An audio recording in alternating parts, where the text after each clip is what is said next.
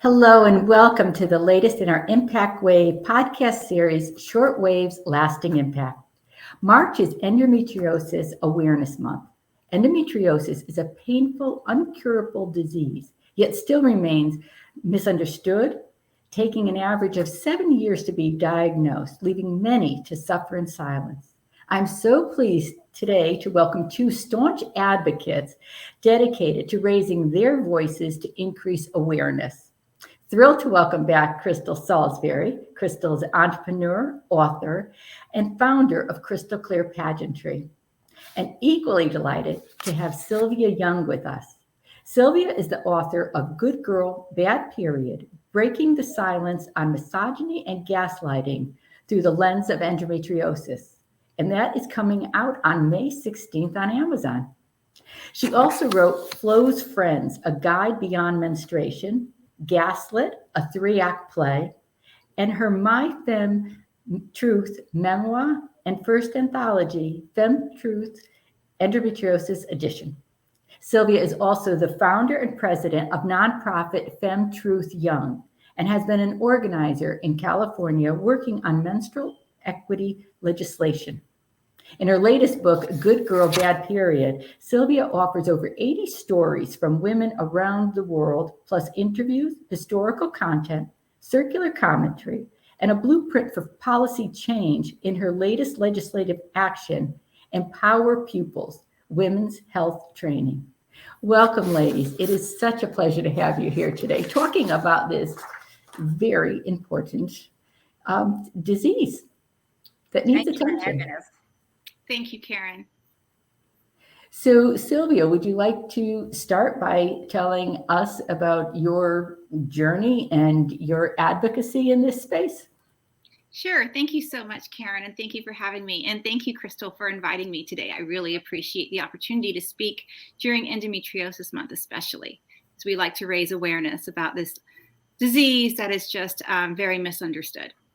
So with Good Girl, Bad Period, I actually started the process probably about 7 years ago when I came upon the advocacy scene and I thought I was the only one that was going through this. First, I wrote my own memoir. As you saw, Karen, you have the copy of My FemTruth.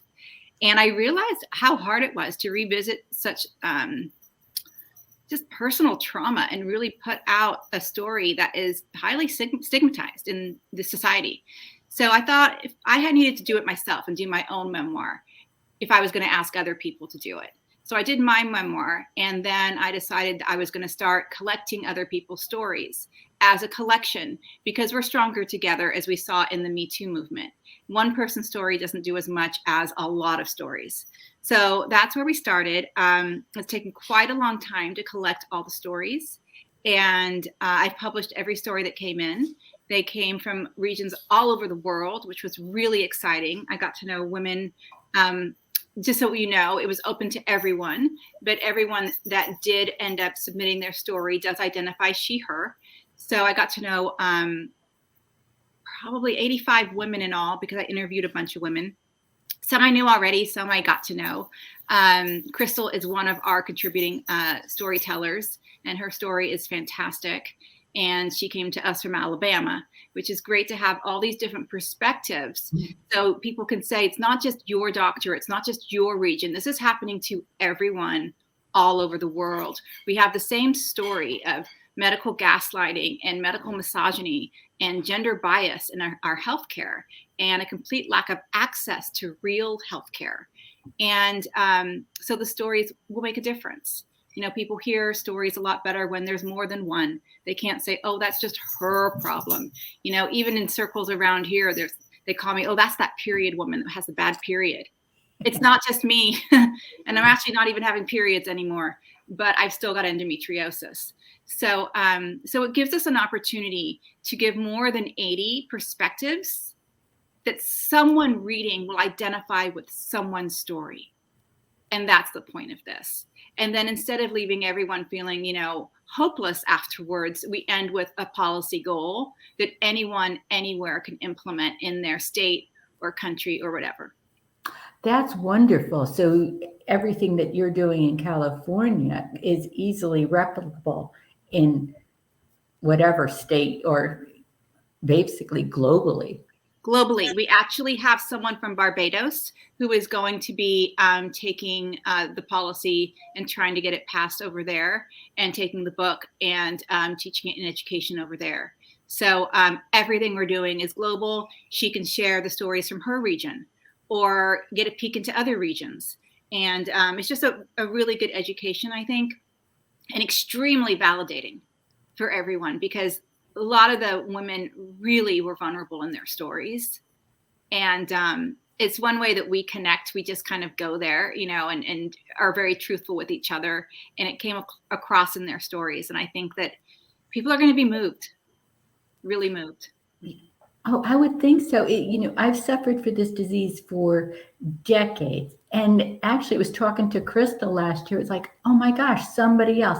Could you imagine? I mean, with all of these people who are suffering, at least 1 in 10, that it took me decades to it's like, oh my gosh, somebody would understand my story. So Krystle, I mean, you could, if you would share some of yours, when you're told it's in your head or whatever, you may be treated for anxiety or something that isn't even going on, because you're getting anxious because nobody's listening. When you go to the doctor, nobody's saying to you, what's your pain level? Mm-hmm. Absolutely. And I think in my case, I was so young when I started. At the time, I didn't know they were symptoms of endometriosis, but I started really having symptoms around the time of 12, 13. And I noticed that my menstrual cycles, I started my menstrual cycle at 11. I noticed that it was becoming a little bit more painful. But I guess I thought in my mind, I'm thinking, well, maybe it's just me. My body's just doing something different. Then I progressively got worse over the years.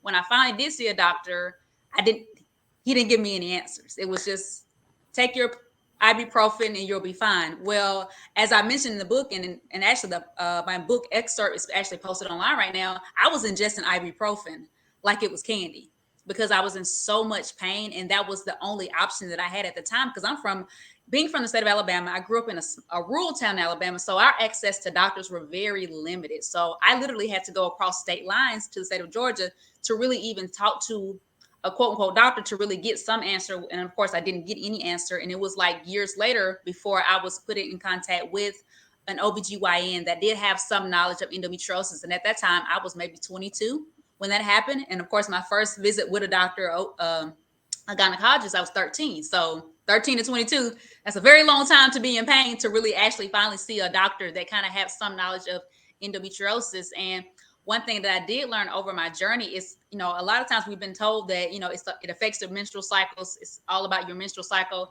And that's not the case, because when I finally decided when I had my moment when enough was enough, that I was just tired of being in pain, I wasn't even on my menstrual cycle when I had to take myself to the emergency room. I was just in so much pain that I just couldn't take it anymore. And I just had to go to the emergency room. And that's when I was put in contact with that doctor that had some knowledge of endometriosis and was able to give me a surgery and some treatment. But even now, years later, I'm 38 years old, still battling the illness, battling another issue, infertility, because, I'm at the age now where I'm trying to have a child, and that's been rather difficult. So it affects a whole lot. So it's just not about your menstrual cycle. It just affects your whole livelihood. There are good days, there are bad days, but I'm navigating now, and I found ways to really help me, take care of myself.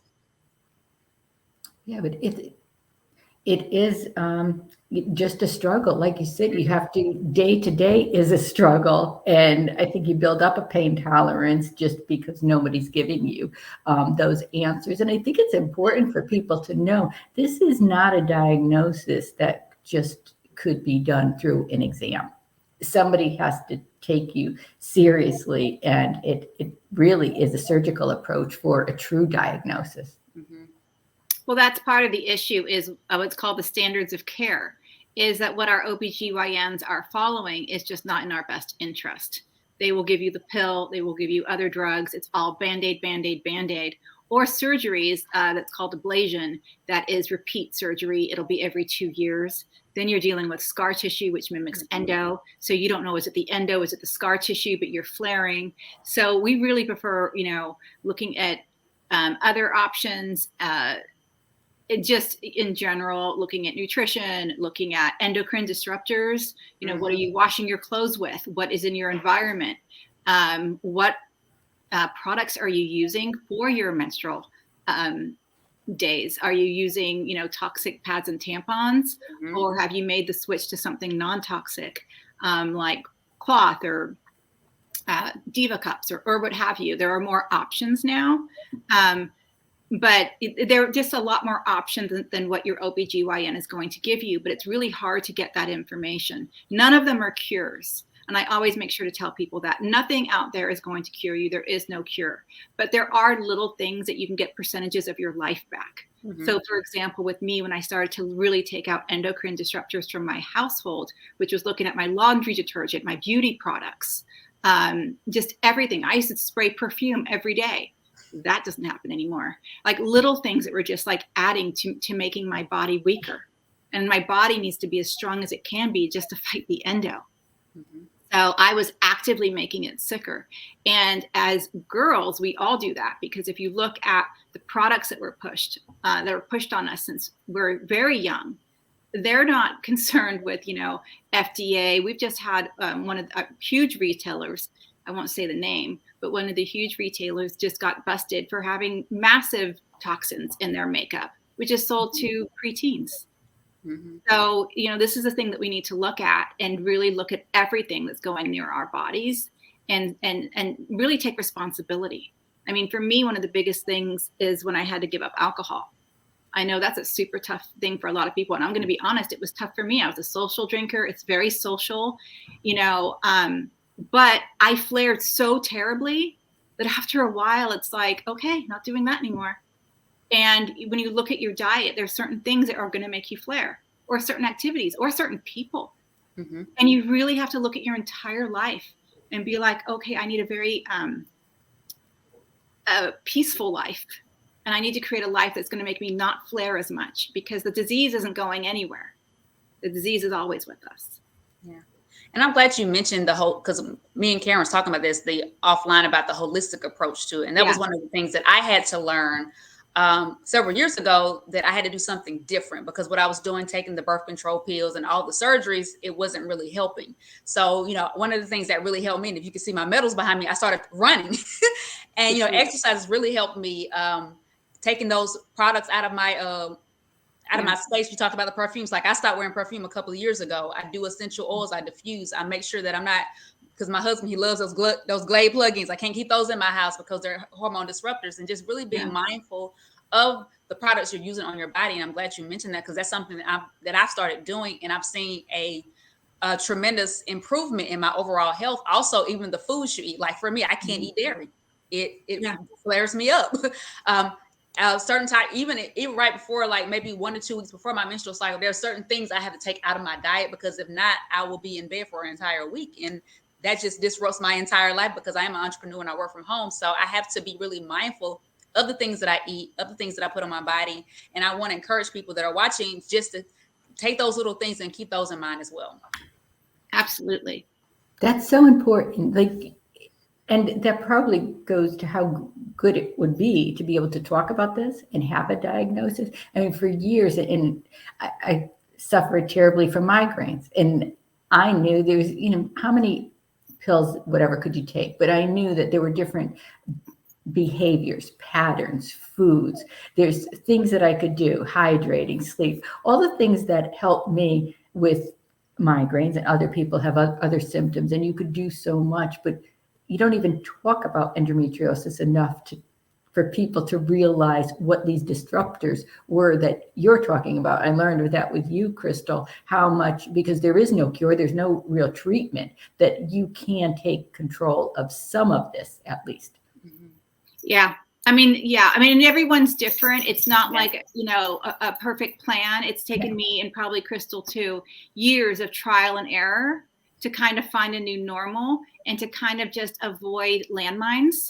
A lot of people say, well, yoga is not a cure. Well, no one's saying yoga is a cure, but there is a level of having something healthy where you can let out stress and calm down. And so if it's running for Krystle or whatever it is, it's just finding those little bits of joy as well, because the disease is depressing. It's depressing. It's so empowering when you're able to do something like running again. And it's just amazing. You can't even, put that into words because we just watch our life slip through our fingers. So it's kudos to you, Krystle. I wish I was a runner. I'm not. Thank you. But that sounds like a wonderful thing to be doing. And it's so funny. I honestly, it was introduced to me. I wasn't even running for Endo. A friend of mine, who's actually my sorority sister, she started running, and she was like, "Krystle, you should start running with me." And I was like, "Absolutely not. I am not a runner." And she was running at like 5 o'clock in the morning. I'm like, "That is too early for me." But then again, I decided to, I'm gonna give it a try. And then once I got into it, and I noticed, of course, the health benefits of running, moving your body, any type of, that type of exercise is very healthy. I noticed that my symptoms of endo started decreasing. I said, well, I think I'm going to keep this running up. So it has really helped me. And like you stated earlier, you just have to find what works for you, because everybody's body is different. Like some people that have endo, their pain levels are much milder. Mine's are very moderate to severe, depending on the month. So. Yeah, and you're getting some at least control, and you know you're not going to take care of everything, but it's kind of nice, like you said, to get some hope, to get some joy, get those positive endorphins, and at least take some control. Because what I had for a numbers person, I had more surgeries and very invasive abdominal surgeries because of the endometriosis. By the time I got pregnant, there was only one fallopian tube and a part of an ovary left. But even the treatments in between, they're not comfortable. There were all types of surgical procedures that were invasive, terribly uncomfortable. And if you're lucky, the pill. I mean, I was on such heavy hormones, they put me through like a false menopause. I mean, the effects of those and the lasting effects,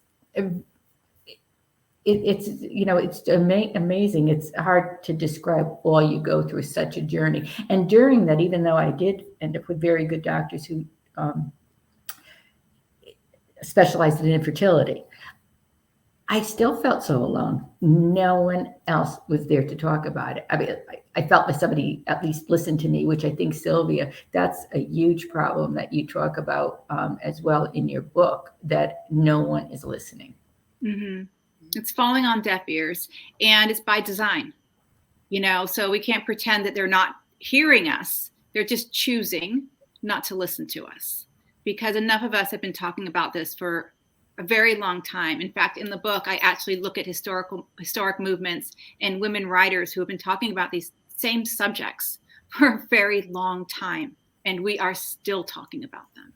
So it is by design, to pay attention to women's health would be dollars, and it would mean a complete, shift in how we look at healthcare right now. And right now, I mean, thank goodness today is the anniversary of the ACA, Obamacare. You're both old enough to remember this, but I was speaking to some younger people and they were like, "What's that? I didn't even know." So they don't even remember that just not too long ago, we were a pre-existing condition and we couldn't even speak up at the doctor's office at all, because we weren't covered, and you couldn't be a pre-existing condition. And just being a woman was a pre-existing condition if you're going to talk about your reproductive health, which is where this falls under. I don't want it to fall under there because it shouldn't, but it's where it does now. So it's interesting. I feel like the book is a look back, because I also want to see, whose shoulders we stand on, because I want to appreciate everyone that came before us and the journeys they've done. And there's been a lot of people in this fight, and, men record history. So it's kind of one of their stories are getting lost. So another part of this book was actually making a tribute and saying, this is a snapshot in time. All these women exist. Mm-hmm. Our stories exist. And this is what's going on in the world right now. So it gets documented somewhere. Yes, and I think a recent report from the NIH states that there is such a lack of funding for diseases or research on women-only issues, where if it affects men, there's almost, I think it even states, overfunding.